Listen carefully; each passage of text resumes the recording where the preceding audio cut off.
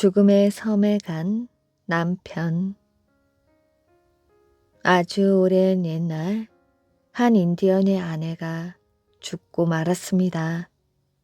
아내를 너무나도 사랑했던 남편은 아내의 무덤 앞에 앉아 아내가 다시 살아나기만을 기다렸지요.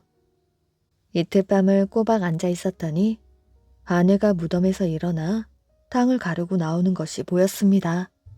무덤에서 나온 아내는 죽음의 섬으로 향하였지요. 남편은 몰래 아내를 따라가려 했지만 곧 아내에게 들키고 말았습니다. 당신은 왜 날 따라오는 것이에요? 여보, 난 당신이 없이는 한순간도 살 수 없다오. 난 이미 죽은 사람입니다. 당신이 정말 나를 살릴 수 있다고 생각하나요? 난 반드시 당신을 다시 살려내고 말 것이야. 그럴 수는 없어요. 아내는 슬픈 얼굴로 말하고는 다시 죽음의 섬을 향해 나아갔습니다. 남편 역시 아내를 따라갔습니다. 둘은 밤새 길을 걸어 큰 강가에 도착하였지요. 아내는 온종일 강가에 앉아있기만 했습니다. 그러다 밤이 되자 아내는 북쪽을 향해 걷기 시작하였지요. 남편도 아내를 따라갔습니다. 그들은 밤새 그렇게 걸었지요. 그리고 다시 날이 밝아오자 아내는 언덕에서 발길을 멈추고 하루 종일 거기서 지냈습니다. 밤이 되자 아내는 또다시 일어나 동쪽으로 걷기 시작했습니다. 남편은 이번에도 아내를 따라갔지요.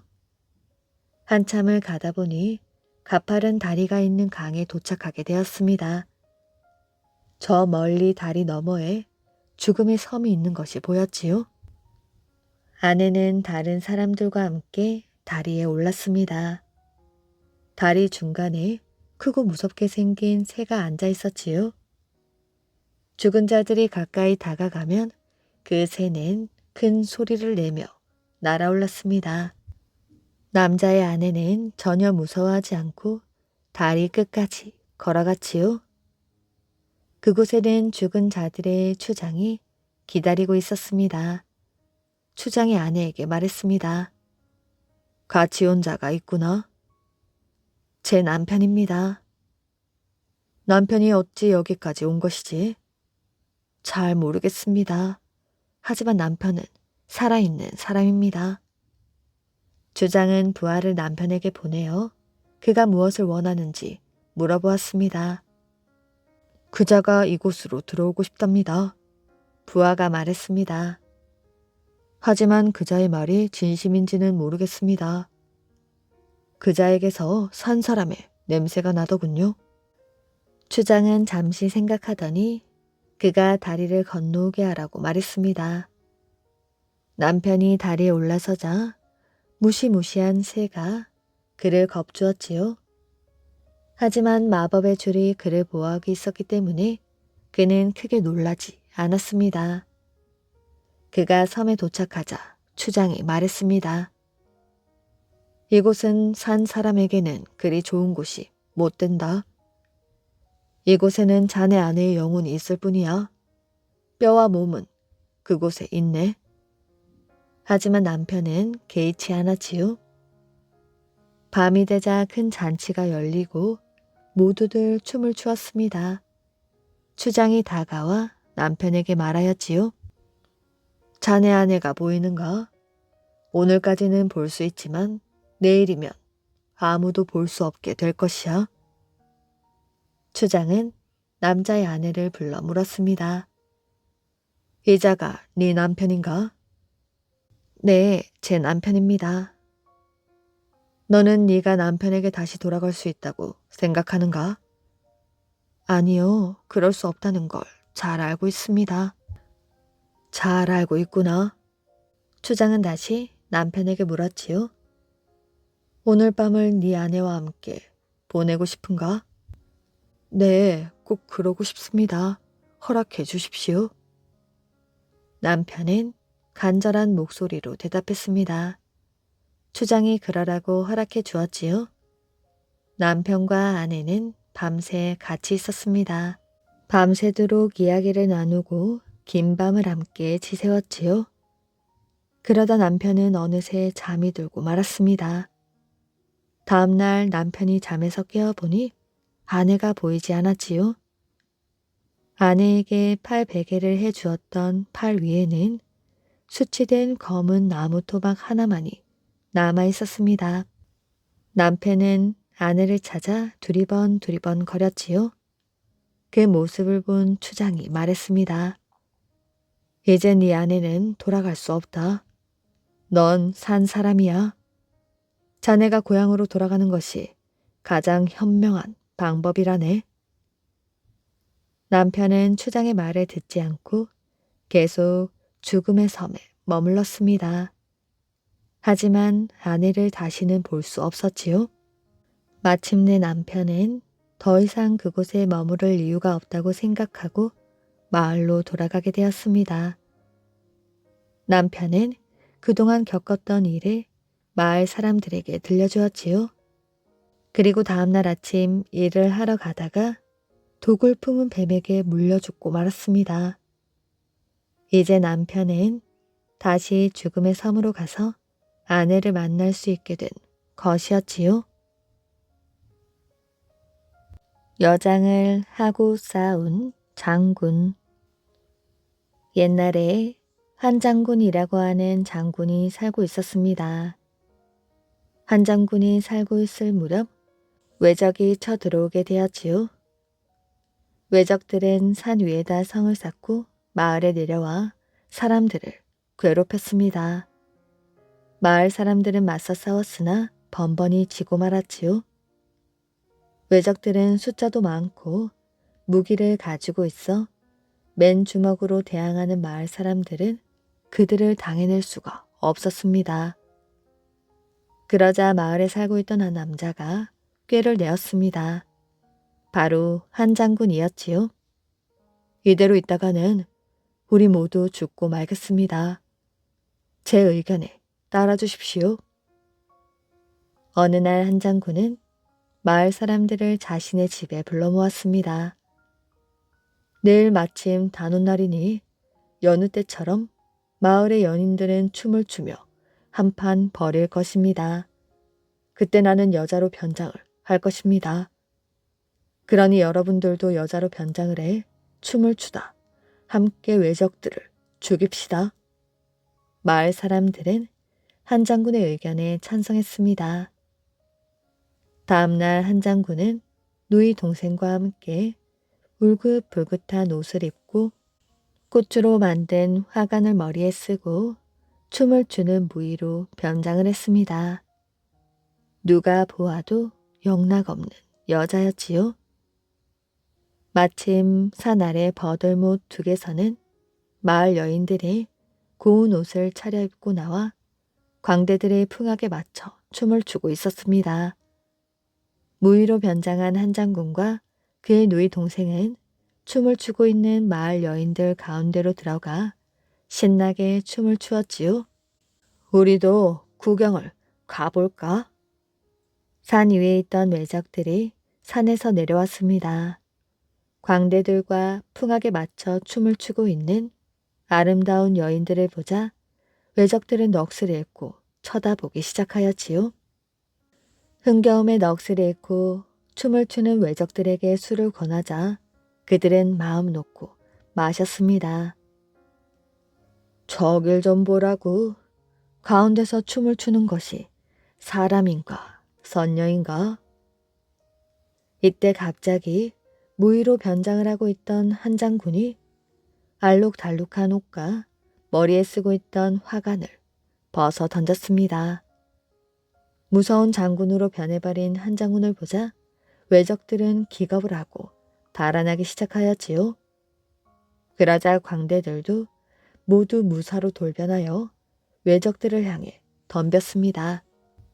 술에 취한 외적들은 어쩔 줄을 모르고 달아날 구멍을 찾기에 바빴지요. 한 놈도 살려보내서는 안 된다. 한 장군이 큰 소리를 쳤습니다. 버들못툭은 순식간에 아수라장이 되었지요.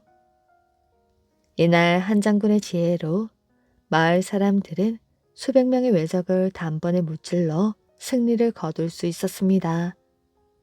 이때 못두게 있던 바위에는 칼로 외적을 찌를 때 스친 칼 자국이 남아있다고 하여 검은석이라 부른다고 합니다. 칼자국이 남은 바위라는 뜻이지요. 지금도 버들목가에는 외적의 핏자국이 배어있는 검은석이 남아있다고 합니다. 그 뒤 이 마을에서는 한 장군을 마을 신으로 모시는 한사당을 만들고 매년 단오날에 제사를 지내준다고 합니다. 그리고 한 장군 놀이라는 것도 즐긴다고 합니다. 구렁이의 부탁. 옛날 정선 어느 마을에 관음사라는 큰 절이 있었습니다. 그 관음사에 일춘대사라는 스님이 살고 있었지요. 일춘대사는 많은 사람들이 부처님의 은덕을 받아 복된 삶을 살기 바랬습니다. 그러나 관음사는 계곡과 절벽이 많아 사람들이 쉽게 접근하기가 어려웠지요. 스님은 생각 끝에 관음 벼루 절벽 아래에 사람과 마차가 통행할 수 있는 다리를 만들기로 했습니다. 스님의 계획을 들은 몇몇 불자들도 좋은 생각이라고 했습니다. 그런데 문제는 다리를 만들려면 적지 않은 돈이 들어가 시주가 필요한 것이었지요. 스님은 그때부터 관음사를 찾아오는 불자들로부터 시주를 받기 시작했습니다. 하지만 시주만으로는 튼튼한 다리를 만들기 어려웠습니다. 스님은 민가로 내려가 재물과 고철을 수집하기도 하였지요. 돈이 될 만한 물건들은 부처님의 은덕 값이라며 모조리 거두었습니다. 불자들과 마을 사람들은 스님의 뜻을 거절할 수가 없어서 모두 내주었지요. 그러나 스님은 약속과 다르게 다리를 놓지 않았습니다. 스님에 대한 좋지 않은 소문이 빠르게 퍼져나갔지요. 사람들은 모은 재물로 부자가 되었다고 했습니다. 주지 스님의 행태에 다른 스님들도 하나둘 관음사를 떠났습니다. 이제 관음사에는 일춘대사 스님 혼자 남게 되었지요. 그런데 어느 날 관음사에 이상한 일이 벌어졌습니다. 어스름한 저녁 무렵이었지요. 스님은 사람들로부터 얻은 재물을 법당에 쌓아놓고는 하루 종일 술을 마셨습니다. 소문이 사실이었던 것이었지요. 사람들로부터 존경을 받던 그 일춘대사가 맞나 싶을 정도로 그는 망가져 있었습니다. 그날도 스님은 저녁 예불 시간이 가까워졌는데도 술에 취해 일어나지 못하였지요. 술에 취한 스님은 어느 순간 고개를 들어 부처님을 보았습니다. 법당에 모셔놓은 부처님 형상이 살아 움직이는 것이었습니다. 부처님이 눈을 크게 뜨며 스님이 있는 법당 아래로 걸어왔지요. 부처님이 스님을 향해 말했습니다. 신성한 법당에서 이런 일을 벌이고 있는 것이냐? 스님은 고개조차 들지 못했습니다. 부처님, 저는 그동안 열심히 공부하고 수행했습니다. 그러니 아주 조금만 속인의 삶을 살고 싶습니다. 수행이란 끝이 없는 것이다. 네 공부는 헛것이 되었다. 그동안의 공까지 모두 헛것이라 함은 억울합니다. 내일부터는 다시 열심히 공부하겠습니다. 그러나 부처님의 표정은 전혀 변하지 않았습니다. 부처님의 얼굴에는 노여움과 안타까움이 가득하였지요.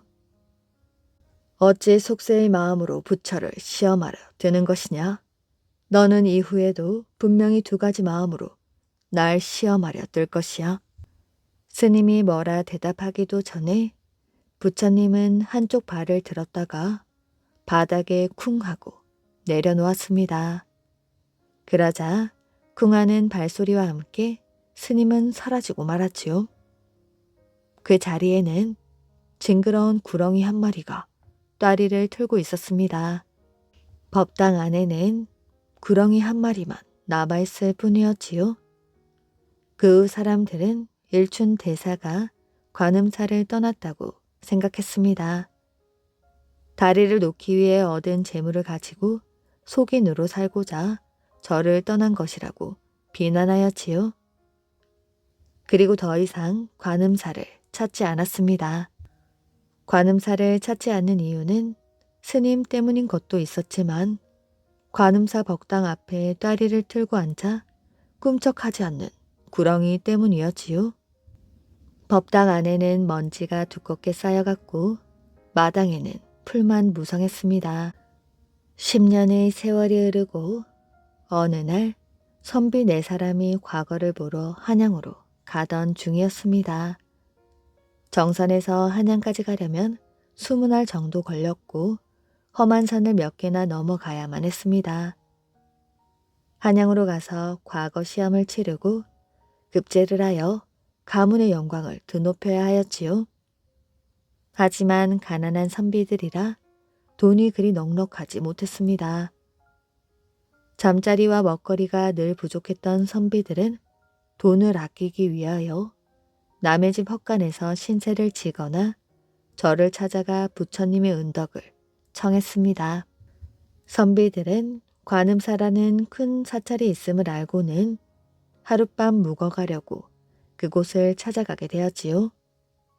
그러나 법당으로 들어간 선비들은 구렁이를 보고는 깜짝 놀랐습니다. 법당을 지키고 있는 것은 구렁이뿐이었지요. 실망한 선비들은 그래도 한 길을 피할 수 있으니 하룻밤 묵어가자고 의견을 모았습니다. 구렁이 역시 선비들을 해칠 마음이 없는 듯 꿈쩍도 하지 않았지요. 법당 구석에 짐을 푼 선비들은 주먹밥으로 요기를 한 뒤 잠을 청하려 했습니다. 그런데 구렁이가 선비들에게 말을 거는 것이었지요. 여보게들, 내 말 좀 들어주게나. 도망가지 말게. 나는 자네들을 해치지 않는다네. 먹구렁이 당신이 말을 하고 있는 것이오? 믿기 어렵겠지만 나는 전에 관음사 주지였소. 그런데 부처님 말씀을 거역하는 큰 불경을 저질러 이리 징그러운 구렁이가 되었지요. 선비들은 그제야 안심하며 경계의 태도를 풀었습니다. 내 오랫동안 구렁이로 살았지요. 귀인이 나타나 부탁을 들어줘야만 다시 스님으로 환생할 수 있는데 그동안 법당까지 들어온 이가 없었다오. 그러니 당신들이 내 부탁을 좀 들어주시오. 선비들은 부탁이 무엇이냐고 물었습니다. 바라건대 화주일춘이라는 글자를 관음벼루 석벽에 새겨주시오. 선비들은 글자를 새겨달라는 구렁이의 말을 믿었습니다. 공부한 스님이 아니고는 화주일춘이라는 글을 언급할 리 없었지요. 알겠습니다. 스님의 부탁을 들어드리겠습니다. 다음날 선비들은 한양 가는 길을 잠시 늦추고 구렁이가 부탁한 대로 화주일춘이라는 4글자를 새겨주었습니다. 그리고 나서 서둘러 한양길을 재촉하였지요. 이후 4명의 선비들은 모두 과거 시험에 합격하게 되었습니다. 선비들은 구렁이의 부탁을 들어준 덕분이라고 생각하게 되었습니다. 선비들은 한양을 떠나 정선으로 돌아오는 길에 또다시 관음사에 들렀습니다. 관음사로 가는 관음벼루 석벽에서니 선비들이 새긴 화주일춘이라는 글자가 선명하게 눈에 들어왔지요. 더 신기한 것은 법당을 지키고 있던 구렁이가 보이지 않는 것이었습니다. 법당은 깨끗했고 마당의 풀들도 보이지 않았지요. 그때 한 노스님이 나타나 선비들을 불렀습니다. 여보게들 이리 와서 공양이나 하고 가시게.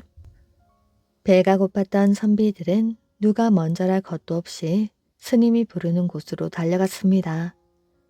스님 감사합니다. 그렇잖아도 저희들이 배가 고파 죽을 지경이었습니다. 스님은 웃으며 선비들을 공양간으로 안내했습니다. 공양간에는 진수성찬이 기다리고 있었습니다. 세상에 스님, 웬 진수성찬입니까? 스님이 말하였지요. 내 자네들에게 큰 신세를 져 공양으로 은혜를 갚는 것이오. 어서 많이들 드시오. 선비들은 처음 보는 스님의 말에 어리둥절해했습니다. 자네들이 석벽에 화주일춘이라는 네 글자를 새겨주지 않았으면 나는 지금도 구렁이로 살아가고 있을 것이오. 그제야 스님의 정체를 알게 된 선비들은 기쁜 마음으로 공양을 즐겼습니다. 이후 관음사는 과거의 영광을 되찾게 되었지요. 마을 사람들도 달라진 스님의 태도에 다시 마음을 열게 되었습니다. 불자들이 늘어나면서 관음사는 불심으로 가득 찼다고 합니다. 인정 많은 노부부. 옛날 어느 작은 마을에서 일어난 일입니다.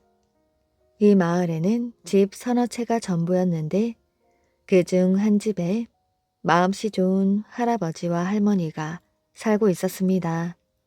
비록 가난했어도 정답게 살고 있었지요. 어느 날 저녁 비가 내리는 것을 보며 할아버지가 말했습니다. 오늘따라 맛있는 빵이 먹고 싶은걸.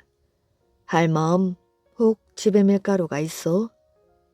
할머니는 밀가루 봉지를 보며 말했습니다. 이런 밀가루가 조금밖에 없군요. 이렇게 비가 많이 오는데 밀가루를 사러 나갈 수도 없고. 뭐 어쩔 수 없지. 그냥 몇 개만 만들어서 나누어 먹자고요. 이렇게 하여 할아버지와 할머니는 밀가루를 반죽하여 빵을 만들기 시작했습니다. 다 만들고 보니 빵이 모두 5개뿐이었지요. 그것을 보고 할아버지가 말했습니다. 할멈, 이렇게 음식을 만들면 언제나 함께 나누어 먹는 것이 우리 마을이 풍습이잖아요. 그러니 우선 이웃집에 조금 나누어 줍시다. 잠시 생각하던 할머니가 입을 열었습니다. 영감, 내가 내일 시장에 가서 밀가루를 사다가 튀김빵을 더 만들게요. 그러니 이웃집에는 내일 나누어 주고 오늘은 우리 둘이서 나누어 먹도록 해요. 할아버지가 고개를 끄덕이자 할머니는 남편 접시에 빵 3개를 담아 주었습니다. 그리고 나머지 2개는 자기 접시에 담았지요. 그걸 보고 할아버지가 물었습니다. 할멈, 당신은 2개를 먹고 나는 3개를 먹다니요. 그게 어때서요? 빵이 5개뿐이라 어쩔 수 없습니다. 할머니가 말하자 할아버지가 고개를 저었습니다. 아니, 당신이 3개 들어요. 하지만 이번에는 할머니가 고개를 저었지요. 자, 어서 도로 가져가요. 할머니는 빵 하나를 다시 남편의 접시에 올려놓았습니다. 한참 동안 궁리를 하던 할아버지가 할머니에게 물었지요. 그럼 우리 5번째 빵을 잘라 반씩 나누어 먹으면 어떨까요? 하지만 할머니는 또다시 고개를 저었습니다. 빵을 자르면 맛이 없잖아요. 그러지 말고 그냥 당신이 3개를 드세요. 이렇게 해서 2 사람은 또다시 빵을 양보하게 되었습니다. 그러는 동안 날은 점점 어두워져서 밤을 꼬박 새우게 될 것만 같았지요. 2 사람은 생각 끝에 다음날 아침 먼저 일어나는 쪽이 마지막 남은 빵을 먹기로 결정하고 잠자리에 들게 되었습니다. 다음날 아침 두 사람은 거의 동시에 눈을 떴습니다. 하지만 두 사람은 눈을 감고서 자는 척을 하면서 그대로 누워 있었지요. 시간이 흐르고 흘러 어느새 한낮이 되었습니다. 그때까지도 할아버지와 할머니는 쿨쿨 자는 척을 했습니다. 그런데 마을 사람들이 한나절이 되어도 할아버지와 할머니가 일어나질 않자 이상하게 생각했습니다. 무슨 일이 생긴 걸까? 마을 사람들이 문 밖에서 큰 소리로 할아버지와 할머니를 불렀지요. 하지만 두 사람은 먼저 일어나지 않으려고 꼼짝 않고 누워만 있었습니다. 마침내 마을 사람들은 문을 부수고 집 안으로 들어왔습니다.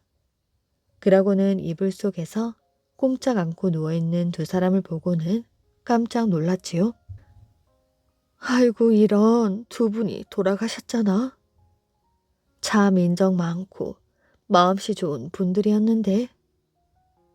마을 사람들은 두 사람이 죽은 줄 알고 엉엉 울었습니다. 그 동안에도 두 사람은 지난 밤의 약속 때문에 숨까지 죽인 채 누워만 있었습니다. 잠시 후 마을 사람들은 관이며 촛불을 가져왔지요. 그러고는 막 장례식을 치르려고 했습니다. 이러다간 정말 산채로 관 속에 들어가겠구나. 겁이 난 할아버지는 그제야 벌떡 일어나 소리를 질렀습니다. 그럼 당신은 둘만 먹어요. 내가 셋을 먹을 터이니. 그 말을 듣고 할머니도 벌떡 일어나 앉았지요. 그걸 본 사람들은 깜짝 놀라서 허둥지둥 달아나 버렸습니다. 귀신이다. 마을 사람들은 할아버지와 할머니 귀신이 나타나서 자기네를 잡아먹으려는 줄로 알았던 것이었습니다. 나중에야 어찌된 일인지 알게 된 마을 사람들은 그 일이 생각날 때마다 배꼽을 잡고 웃었다고 합니다. 왕의 바보 아들. 옛날에 한 왕이 살고 있었습니다. 왕에게는 아들 셋이 있었습니다. 하지만 위로 두 아들은 똑똑했지만 막내는 좀 멍청하여 바보라고 불렸지요. 왕이 늙자 왕은 자기가 죽은 뒤 아들들 중 누구에게 왕위를 물려주어야 할지 고민을 했습니다. 그래서 아들들을 불러 이렇게 말하였지요. 어서들 가거라. 가서 이 세상에서 가장 멋진 양탄자를 구해오는 사람에게 내가 죽은 뒤 왕국을 물려주겠다. 왕은 아들들이 서로 다툼이 생기는 것을 원치 않았기 때문에 아들들을 성 앞으로 데리고 갔습니다. 그러고는 세 개의 깃털을 차례로 하늘을 향해 불며 말하였지요. 각자 깃털이 날아가는 방향대로 가야 한다. 한 깃털은 동쪽으로 또 한 깃털은 서쪽으로 날아갔습니다. 그러나 마지막 세 번째 깃털은 조금 앞으로 나아가다가 멀리 가지 못하고 이내 땅바닥에 떨어지고 말았지요. 그래서 한 형은 동쪽으로 또 다른 형은 서쪽으로 가게 되었습니다. 두 형들은 바로 코앞에 떨어진 세 번째 깃털에 따라 그 자리에 머물러야 하는 바보 막내를 보고 실컷 비웃었습니다. 그런데 바로 그때 갑자기 깃털 옆에 위로 여닫는 문이 보이는 게 아니겠어요? 막내는 문을 들어올렸습니다. 그러자 계단이 나타났지요. 막내는 계단을 따라 내려갔습니다. 막내는 계단 밑에 문을 두드렸습니다. 그러자 안에서 소리가 들렸습니다. 새파란 어린 처녀야. 난쟁이, 그리고 난쟁이의 강아지. 찌그러진 노파야. 밖에 누가 왔는지 살펴보고 오너라. 문이 열렸습니다. 문 안쪽에는 살찐 커다란 두꺼비가 떡하니 버티고 있었지요. 주위에는 작은 두꺼비들이 가득했습니다. 뚱뚱한 두꺼비가 무슨 일로 왔는지 묻자 막내가 대답하였지요. 세상에서 가장 곱고 아름다운 양탄자가 필요합니다. 그러자 뚱뚱한 두꺼비가 어린 두꺼비를 불러 말했습니다. 어서 가서 큰 상자를 가져오너라. 두꺼비는 상자를 열더니 양탄자를 꺼내 막내에게 주었습니다. 사람들이 사는 땅에서는 단 한 번도 보지 못한 정말 아름다운 양탄자였습니다. 막내는 두꺼비에게 고맙다고 인사를 하고는 다시 땅 위로 올라오게 되었지요. 한편 평소에 막내를 바보라고 생각하던 두 형들은 막내가 양탄자를 찾아오지 못할 것이라고 생각했습니다. 양탄자를 구하느라 괜히 헛고생할 필요는 없지. 두 형들은 길을 가다 첫 번째로 마주친 양치기의 아내가 몸에 걸치고 있던 누더기 같은 천을 빼앗아 궁전으로 가져왔습니다. 동시에 막내도 멋진 양탄자를 가지고 돌아왔지요. 그것을 본 왕은 깜짝 놀라며 말했습니다. 약속한 대로 왕국을 막내에게 주겠다. 그러나 두 형들이 말했습니다. 아무것도 모르는 막내가 어떻게 왕이 될 수 있냐는 것이었지요. 두 형은 왕에게 새로운 문제를 내달라고 졸랐습니다. 그러자 왕이 말하였지요. 세상에서 가장 멋진 반지를 구해오는 사람에게 왕위를 물려주겠다. 왕은 또다시 세 아들들을 데리고 세 개의 깃털을 훅 하고 불었습니다. 세 아들들은 각각 깃털이 날린 방향으로 가야 하였지요. 이번에도 두 형들은 동쪽과 서쪽으로 갔고 막내의 깃털은 앞으로 조금 날아가다 땅으로 들어가는 문 옆에 떨어졌습니다. 막내는 다시 뚱뚱한 두꺼비에게 세상에서 가장 아름다운 반지가 필요하다고 했습니다. 그러자 두꺼비는 당장 커다란 상자를 가져오게 하여 거기서 반지를 하나 꺼내 막내에게 주었지요. 지금까지 세상에 어떤 금세공사도 그런 반지는 만들지 못할 것 같았습니다. 한편 두 형들은 반지를 찾아다닐 막내를 비웃었지요. 그러면서 아무 힘도 들이지 않고 낡은 마차에서 못을 빼내고 뽑은 마차의 고리를 반지라고 왕에게 가져갔습니다. 그러나 막내가 황금 반지를 내놓자 왕은 또다시 말하였지요. 왕국을 막내에게 물려주겠다. 하지만 이번에도 두 형들은 끈질기게 왕을 졸라댔습니다. 왕은 마침내 세 번째 문제를 내었지요.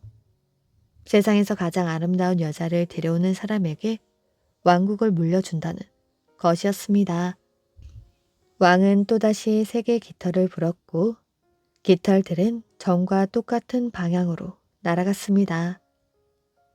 막내는 망설이지 않고 뚱뚱한 두꺼비를 찾아갔습니다.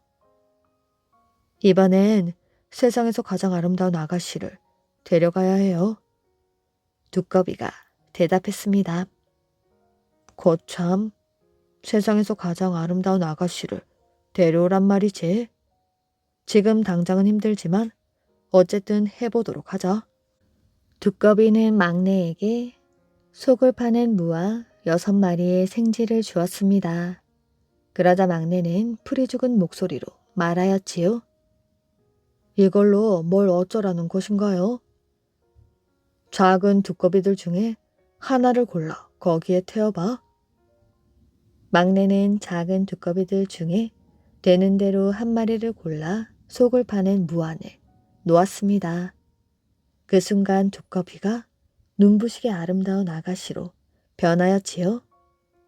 그리고 무는 마차로 6마리 생쥐는 말로 변했습니다. 막내는 쏜살같이 말을 몰아 아가씨를 왕 앞에 데려갔습니다. 두 형들도 뒤이어 들어왔지요. 두 사람은 아름다운 아가씨를 구하려고 애를 쓰지도 않고 그냥 길을 가다 마주친 시골 아가씨들을 데려왔습니다. 두 형이 데려온 아가씨를 본 왕이 말하였지요. 내가 죽으면 왕국은 막내가 차지한다. 그러나 두 형들은 귀가 먹먹해질 정도로 소리를 지르며 난리를 쳤습니다. 바보 같은 막내가 왕이 되는 것을 받아들일 수 없습니다. 그러면서 두 형들은 방 한가운데 걸려있는 둥근 고리를 통과할 수 있는 아가씨를 데려온 사람이 왕이 되어야 한다고 우겼지요. 두 사람은 속으로 이렇게 생각했습니다. 이런 일이라면 시골 아가씨를 당할 수 없을걸. 시골 아가씨들은 튼튼하니 말이야. 늙은 왕은 이번에도 두 형들의 말을 들어주었습니다. 그렇게 해서 두 시골 아가씨가 먼저 뛰었지요. 그런데 고리를 향해 펄쩍 뛰었지만 몸이 굼떠 그만 넘어졌고 팔과 다리가 부러지고 말았습니다. 그 다음엔 막내가 데려온 아름다운 아가씨가 뛰었지요. 아가씨는 둥근 고리를 나비처럼 사뿐하게 통과했습니다. 이제 두 형들도 더 이상 뭐라 말을 할 수 없었습니다. 그렇게 해서 막내는 왕위를 물려받았고 오랫동안 왕국을 훌륭하게 잘 다스렸다고 합니다. 남매와 고래. 옛날 에스파냐에 베르나르도와 카탈리나라는 사이좋은 남매가 살고 있었습니다. 여동생인 카탈리나는 너무나 아름다웠지요. 카탈리나, 내가 너에게 어울리는 멋진 신랑감을 구해줄게. 이윽고 에스파냐의 왕이 결혼할 때가 되자 베르나르도는 왕을 찾아가게 되었습니다. 제게는 가장 아름다운 동생이 있습니다. 머릿결도 비단 같아서 머리를 빗을 때에는 구슬이 떨어지지요. 그 말이 사실이냐?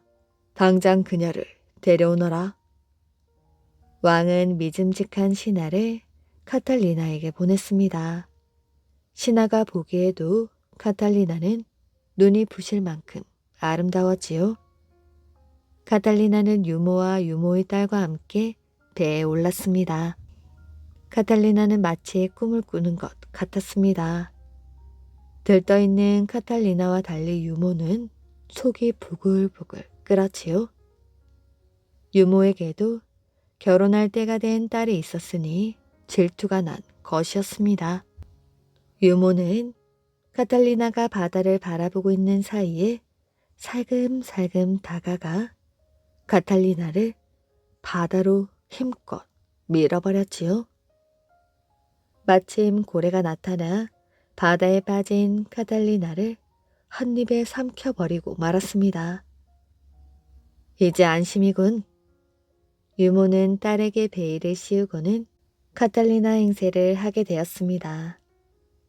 이윽고 배가 왕궁에 도착하자 왕은 카탈리나의 베일을 들어올렸지요.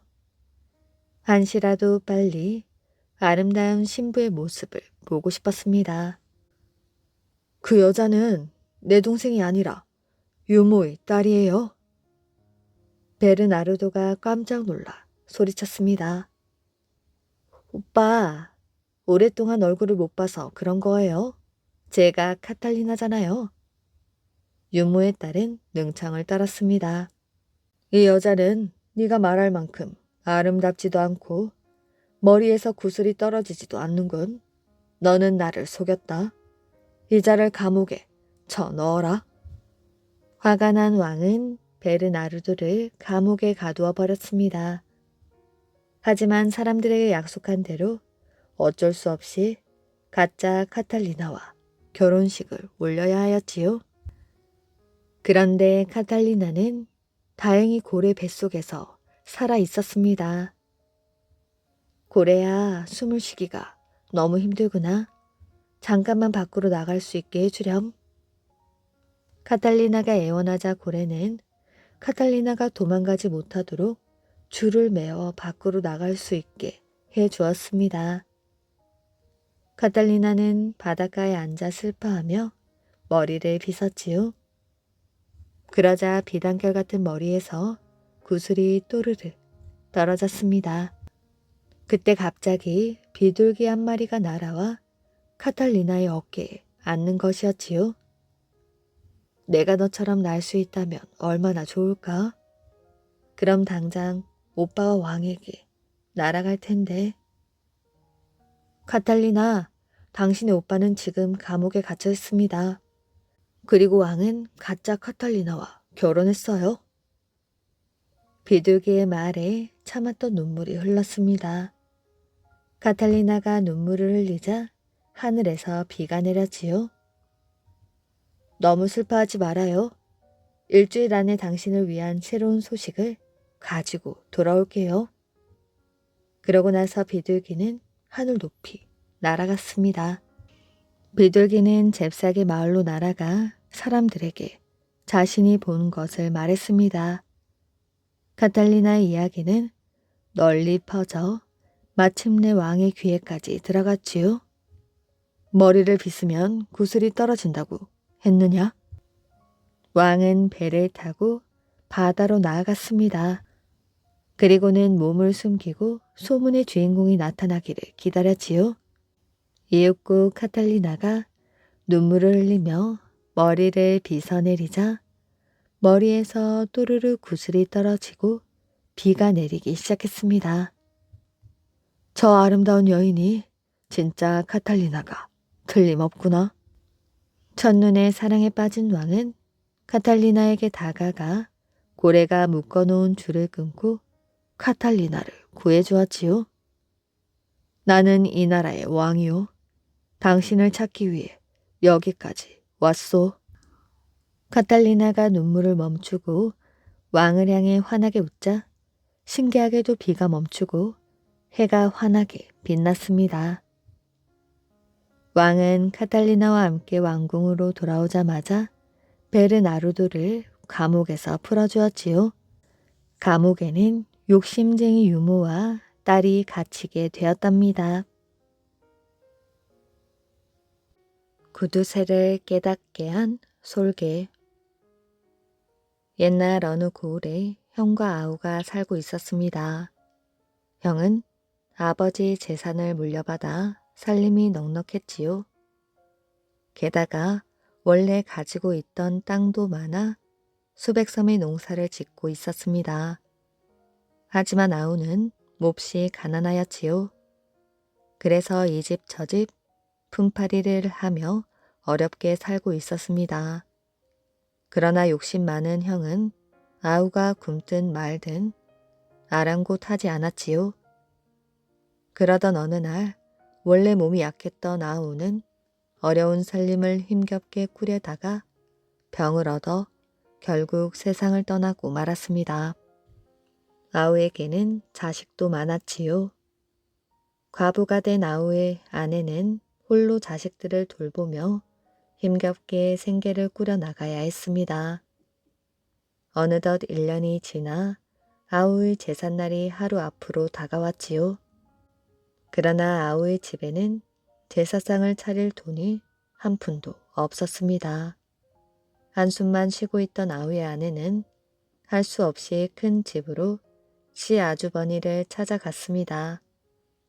내일이 애들 아버지 제삿날입니다. 밥이라도 지어 올려야겠는데 돈이 없습니다. 시아주버니는 못마땅한 듯 퉁명스럽게 대꾸하였지요. 그래서 날 보고 어쩌란 말이오. 쌀과 과일을 사서 제사를 지낼 수 있도록 돈을 조금만 주실 수는 없겠습니까? 그것 참. 시아주버니는 마지못해 돈 몇 푼을 내놓았습니다. 그냥 주는 게 아니고 빌려주는 것이오. 제사를 지내고 나서 바로 갚아야 하오. 예, 그런데 저희 집에 어른이 없으니 아주버님께서 제사에 참석해 주십시오. 부탁드립니다. 알겠소. 제삿날이 돌아왔지요. 시아주버니는 약속대로 동생의 집에 와서 제사에 참석했습니다. 이윽고 제사가 끝나자 시아주버니가 말하였지요. 어제 빌려준 돈을 내놓으시오. 보시다시피 그 돈은 제사상 차리는 데 다 써서 지금은 돈이 한 푼도 없습니다. 그러자 시아주버니는 방 안을 둘러보았지요. 그럼 집안에 혹시 돈이 될 만한 물건이 없소? 옷감이든 폐물이든 시집 올 때 가지고 온 물건도 없소. 시아주버니는 그렇게 말하며 옷장 쪽으로 눈길을 돌렸습니다. 아우의 아내는 할 수 없이 옷장에서 시집 올 때 받은 채단을 꺼내어 주었지요. 저희 집에는 이것밖에 없습니다. 이거라도 가지고 가시겠어요? 이리 주시오. 시아주버니는 채단을 받아 가지고 집으로 돌아갔지요. 아우의 아내는 기가 막혔습니다. 아우의 제사에 쓸 돈을 빌려주고 다음날 채단을 빼앗아 가다니 정말 지독한 사람이야. 앞으로는 아무리 어려운 일이 있더라도 찾아가지 말아야지. 아우의 아내는 그 뒤로는 큰 집의 발길을 끊고 살았습니다. 그 후 세월이 흐르고 흘러 시아주버니의 환갑이 되었지요. 그러나 구두쇠로 소문난 시아주버니는 환갑 잔치를 하지 않을 생각이었습니다. 동네 사람들을 불러들여 공짜로 밥을 먹이는 것이 아까웠기 때문이지요. 환갑을 하루 앞둔 날 시아주버니는 마당에 나와 있었습니다. 마당에서는 수십 가마의 벼를 널어놓고 말리는 중이었지요. 그런데 마당 한켠에서 집에서 기르는 병아리들이 벼를 쪼아먹고 있었습니다. 아니, 저 녀석들이 저 아까운 벼를. 화가 난 시아주버니는 병아리들을 쫓으려고 빗자루를 들고 다가갔습니다. 그런데 바로 그때 하늘에서 솔개 한 마리가 쏜살같이 내려오더니 병아리 3마리를 낚아채 가는 것이었지요. 순식간에 벌어진 일이었습니다. 그런데 시아주버니가 이 광경을 보고 문득 깨달은 것이 있었습니다. 시아주버니는 망치로 뒤통수를 얻어맞은 기분이었습니다. 병아리 3마리는 벼 300석을 뜻하는 것일게야. 그러니 나는 아무리 열심히 농사를 지어봐야 벼 300석 이상은 모을 수 없다는 것이겠지. 시아주버니는 갑자기 인생이 허무하게 느껴졌습니다. 게다가 고작 몇 푼 아끼려고 환갑 잔치까지 하지 않으려고 했으니 마음을 고쳐먹은 시아주버니는 환갑 잔치를 성대하게 하기로 했습니다. 그래서 소와 돼지를 잡고 음식도 많이 준비하여 마을 사람들을 모두 잔치에 초대하였지요. 이윽고 잔칫날 아침이 밝아왔습니다. 시아주버니는 아우의 아내와 조카들도 잔치에 부르고 싶었습니다. 하지만 오랫동안 왕래가 없었기 때문에 초대를 해도 오지 않을 것 같았지요. 시아주버니는 일부러 아우네 집을 찾아가서 오지 않으려는 아우네 식구들을 억지로 데리고 왔습니다. 잔치가 시작되자 시아주버니는 마을 사람들 앞에서 아우의 아내에게 말하였지요. 내가 그동안 몹쓸 짓을 많이 했습니다. 늦게나마 사죄를 하고 싶어서 이렇게 여러분들을 초대하였지요. 그동안 구두쇠라고 손가락질 받아가면서 벼 300석을 모았습니다. 아우도 열심히 일하였으면 지금쯤 재물을 많이 모았을 텐데 명이 짧아 일찍 세상을 등지는 바람에 작은 집 식구들이 고생이 많았지요. 그렇지만 이젠 고생은 끝났습니다. 내가 논 몇 섬지기와 쌀 몇백 가마를 드릴 테니 이제부터는 편안하게 지내도록 하시오. 이렇게 마음을 고쳐먹은 시아주버니 덕택에 그 뒤로는 아우네 식구들도 잘 살게 되었다고 합니다. 최부자와 아기. 아주 오랜 옛날 경주에 최부자라는 사람이 살았습니다. 최부자는 엄청난 부자였는데 마을에서 인심이 좋기로 유명하였지요. 지나가는 거지가 있으면 불러들여 밥을 먹이고 소작을 할 수 있게 해주고 마을 사람들에게 이자 없이 쌀을 빌려주기도 했습니다. 어느 날 마을 사람들에게 돈을 빌려주었는데 그 사람이 돈을 갚으면서 강아지 한 마리를 가지고 왔습니다. 정이 많은 최부자는 선물 받은 강아지를 정성을 다해 키웠습니다. 강아지를 먼저 챙겼고 비라도 오면 강아지가 비를 맞지 않을까 노심초사하였지요. 이렇게 강아지를 아껴주니 강아지도 최부자를 잘 따르게 되었습니다. 참 별난 개사랑이요.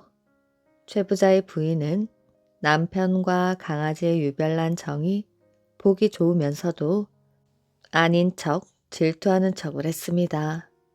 그러던 어느 날 마을에 큰 난이 생겼지요. 고을 원님의 횡포에 짓눌린 서민들이 일으킨 난이었습니다. 그래서 부자고 양반이고 할 것 없이 모조리 집을 불태우고 사람들을 죽였지요. 최부자네도 예외는 아니었습니다. 잠을 자다 담을 넘어온 서민들의 함성 소리에 놀란 최부자는 재빨리 옷을 챙겨 입었지요. 부인도 서둘러 간단한 옷가지와 돈을 챙겼습니다. 그리고 옆에 누워 자던 아이를 품에 안았지요. 그때 밖에서 최부자를 부르는 목소리가 들렸습니다. 대감마님, 어서 피하십시오. 뒤쪽으로 길을 만들어 놓았습니다. 평소 최부자를 믿고 따르던 하인이었지요. 최부자는 얼른 아내를 데리고 밖으로 나왔습니다. 이게 무슨 난리입니까? 부인은 눈물을 흘리며 남편을 따라 도망쳤지요. 최부자는 아내와 함께 하인을 따라 산속으로 갔습니다. 산속에 작은 움막이 하나 있었지요. 여기서 몸을 피하십시오.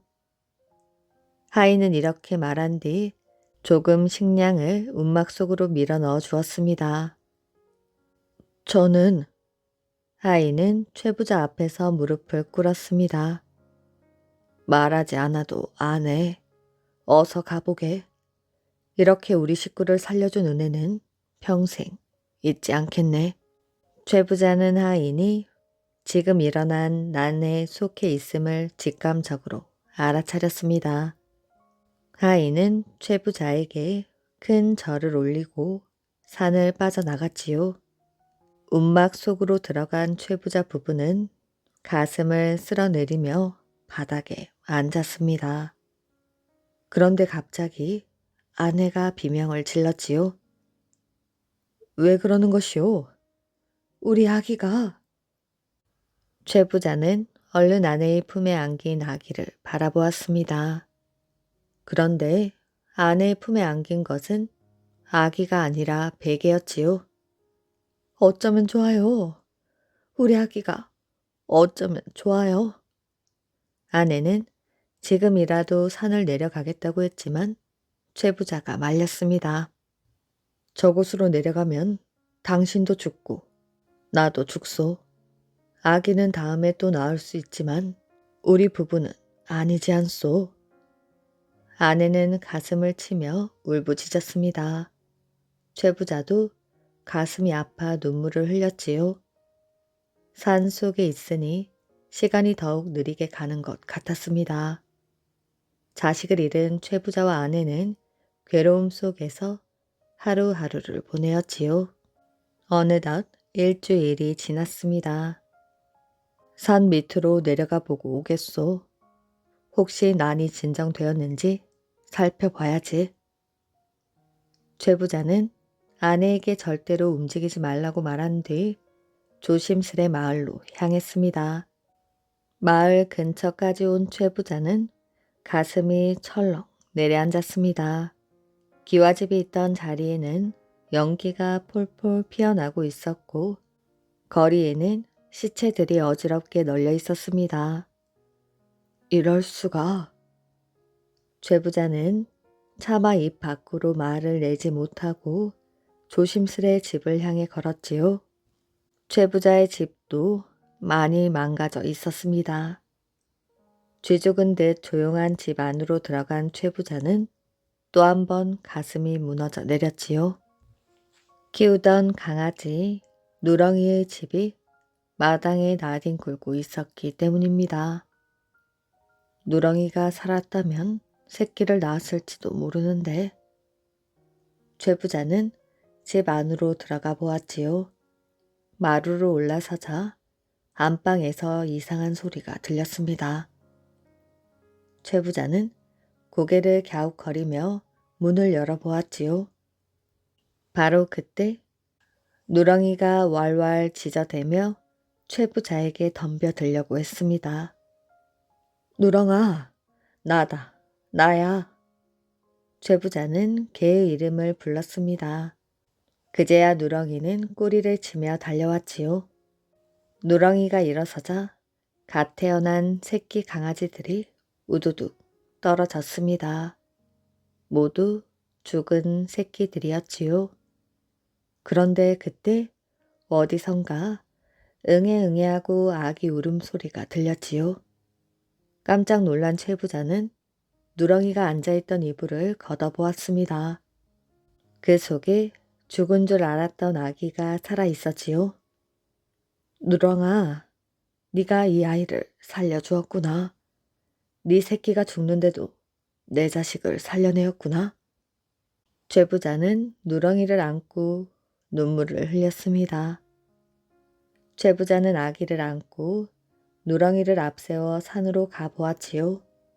산에서 애타게 기다릴 아내에게 아주 큰 선물을 안고 가는 셈이었습니다. 이야기 재미있게 잘 들으셨나요? 오늘의 이야기는 여기까지입니다.